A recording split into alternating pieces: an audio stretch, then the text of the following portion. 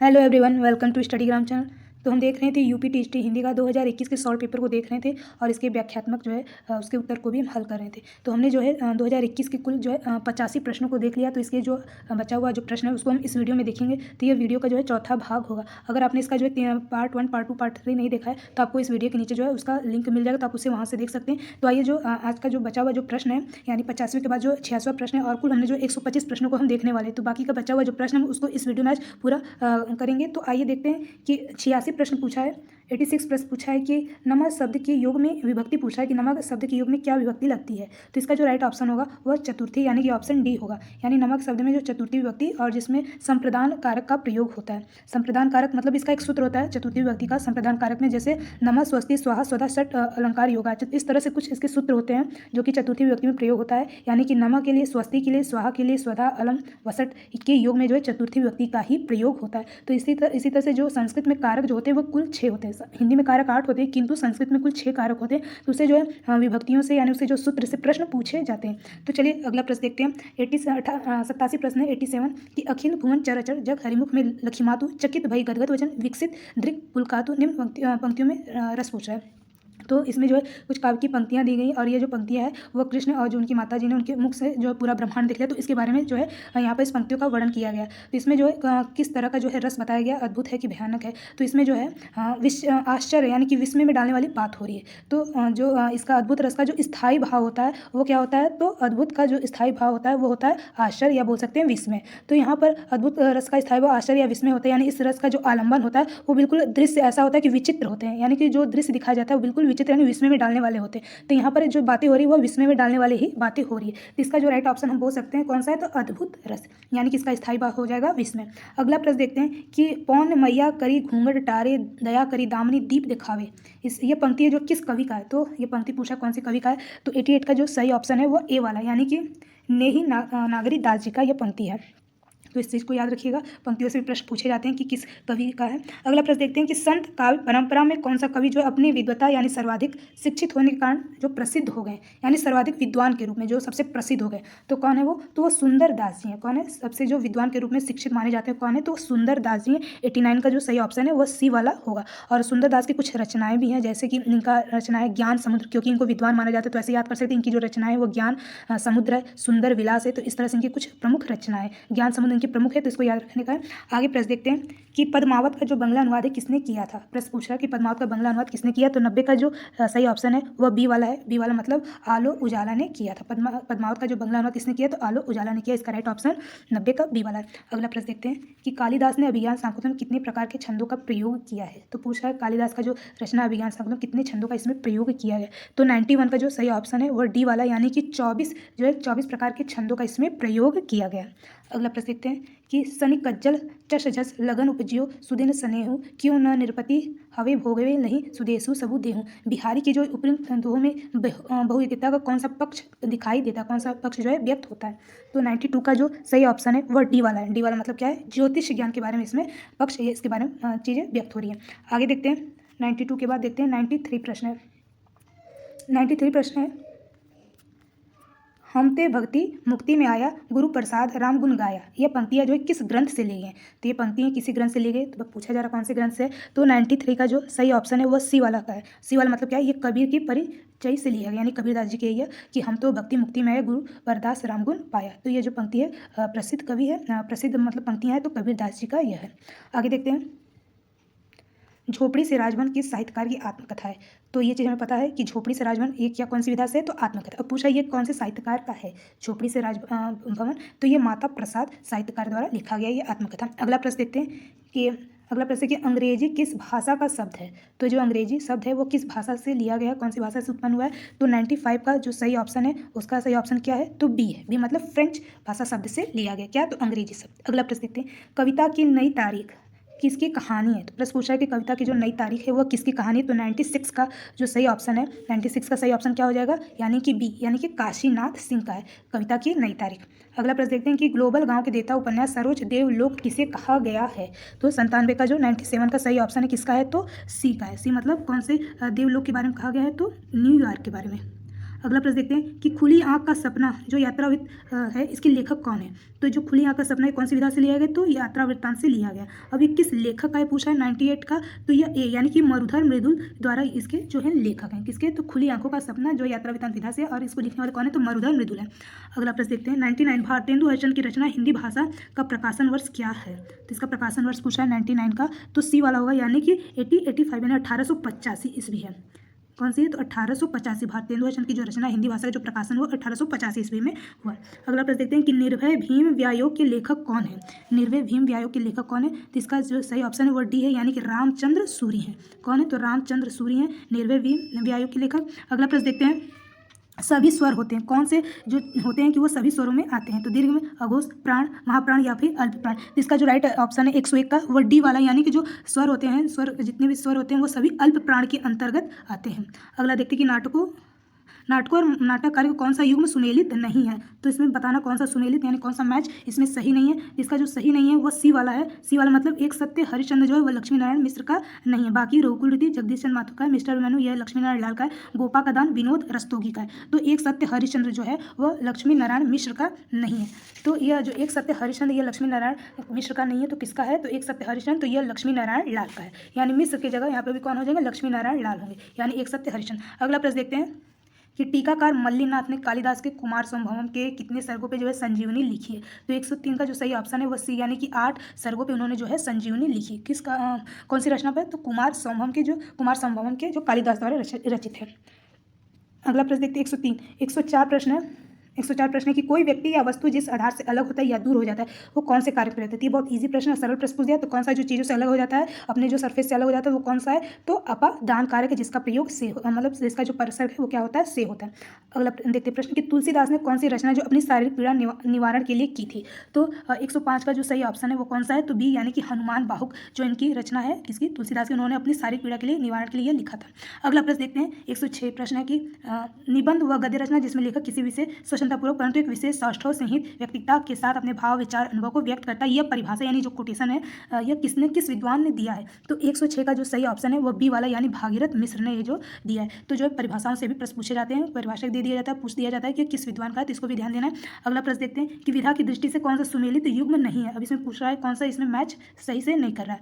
तो 107 का जो सही ऑप्शन है वो डी वाला है जो कि सही सुमेलित नहीं है, यानी शांति निकेतन शिवालय यात्रावृत्त नहीं है। बाकी अत्र कुशलम तत्रास्तु पत्र साहित्य ये सही है, अपने धरती अपने लोग आत्मकथा है, व्यक्तित्व की झांकियां रेखा चित्र, किंतु डी वाला जो इसका ऑप्शन सही नहीं है।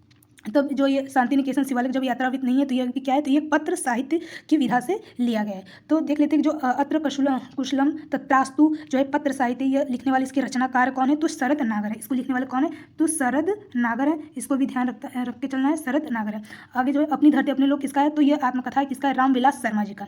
व्यक्तित्व की झांकियाँ ये क्या है, रेखा चित्र है। तो व्यक्तित्व की झांकियाँ कौन है, तो लक्ष्मी नारायण सुधांशु है, न कि लक्ष्मी नारायण लाल। और शांति निकेतन शिवालय ये तो पत्र साहित्य है, यात्रावृत्त नहीं है, तो क्या है, यह भी क्या है, पत्र साहित्य है, यानी कि यह भी पत्र साहित्य। और लिखने वाले कौन है इसको, तो डॉक्टर शिव प्रसाद सिंह है। अगला प्रश्न देखते हैं सूरदास का प्रेम पक्ष लोक से न्यारा यह कथन किस विद्वान ने कहा है। तो ये जो एक कथन है कि सूरदास का जो प्रेम पक्ष वो लोक से भी यानी संसार से भी बहुत न्यारा, यह कथन जो है किस विद्वान ने उनके बारे में कहा है, सूरदास के बारे में। तो 108 का जो सही ऑप्शन है उसका क्या है, तो ए यानी कि रामचंद्र शुक्ल ने जो बातें कहा है, जो आलोचक के रूप में जाने जाते हैं, तो ये बात जो है सूरदास से संबंधित रामचंद्र शुक्ल जी ने कहा है। अगला प्रश्न देखते हैं कि अतड़ियों पर बल पड़ना मुहावरा पूछा जा रहा है कि इसका क्या अर्थ होता है, अतड़ियों पर बल पड़ना। तो इसका जो राइट ऑप्शन है वो बी वाला यानी कि हंसते हंसते पेट में पीड़ा होना यानी दर्द होना। अगला प्रश्न देखते हैं कि संस्कृत के किस ग्रंथ का आरंभ जो श्री सबसे और समापन लक्ष्मी से हुआ है। तो कौन से चीज से हुआ, श्री जो है आरंभ और समापन जो है लक्ष्मी सबसे हुआ है। तो 110 का जो सही ऑप्शन है वह सी यानी कि किरातार्जुनीयम का है। और किरातार्जुनीयम लिखने वाले कौन है, तो आचार्य भारवी हैं। कौन से कवि हैं, तो आचार्य भारवी हैं। और इसका जो आरंभ वो श्री से हुआ और जो उसकी समापन समाप्ति हुई है वो लक्ष्मी शब्द से हुआ है।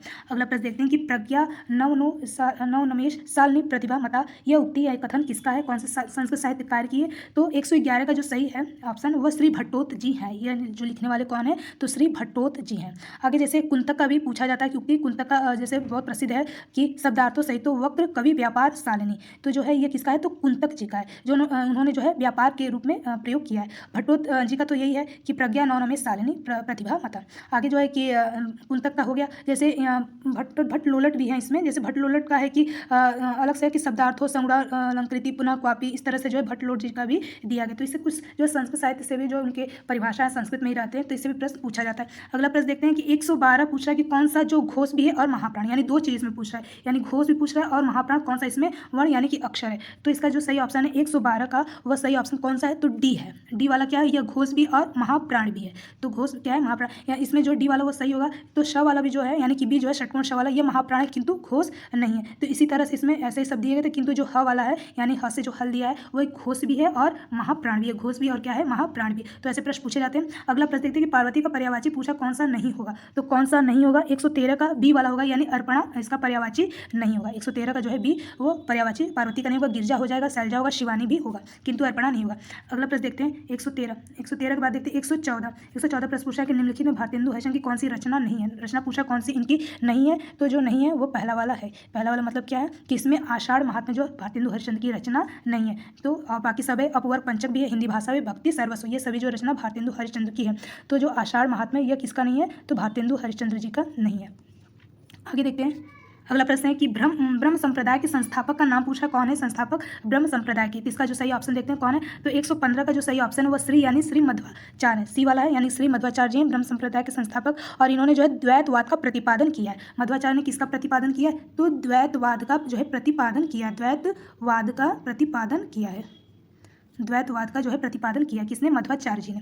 अगला प्रश्न देखते हैं कि साखी सभा दोहरा कही कहने उपखान भक्ति निरूपयी भगतकली निंदनी वेद पुराण, इस पंक्तियों के रचनाकार पूछ रहे हैं कि इस पंक्ति के जो काव्य की पंक्ति है रचनाकार कौन है। तो 116 का जो सही ऑप्शन है वो कौन है, तो तुलसी गोस्वामी तुलसीदास जी हैं। अगला प्रश्न देखते हैं कि उदधि आय ते ही बंधन कीना इति दसमात अमर पद लीना, इस पंक्ति के भी रचनाकार पूछ रहे हैं कौन है। तो 117 का जो सही ऑप्शन है वो कौन है, तो मलिक मोहम्मद जैसी जी हैं। जैसी का पूरा नाम क्या है, तो मलिक मोहम्मद जैसी इस पंक्ति के रचनाकार है।